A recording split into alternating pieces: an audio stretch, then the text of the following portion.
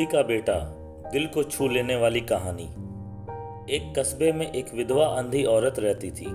उसका एक बेटा था जिसके पालन पोषण की सारी जिम्मेदारी उसके कंधों पर थी।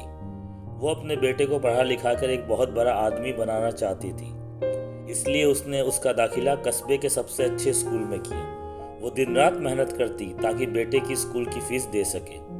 लड़के के स्कूल के बच्चे उसकी माँ के बारे में जानते थे।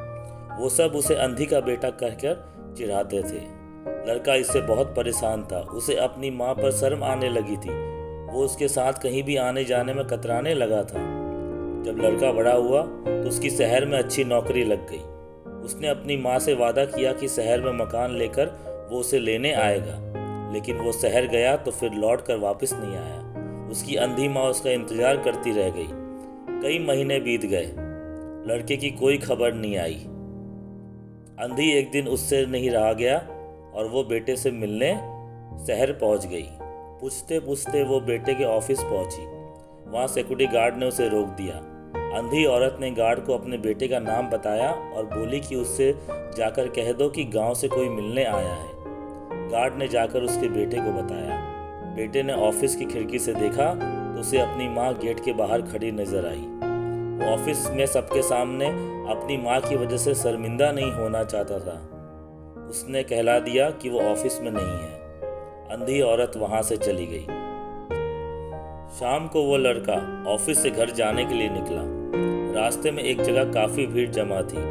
वो अपनी गाड़ी रोक भीड़ के पास पहुंचा तो बीच सड़क में अपनी माँ को मारा पाया।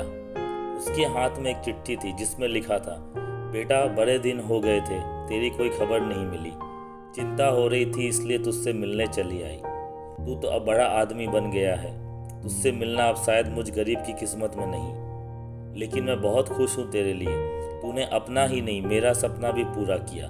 मलाल है कि तेरी तरक्की देख नहीं सकती।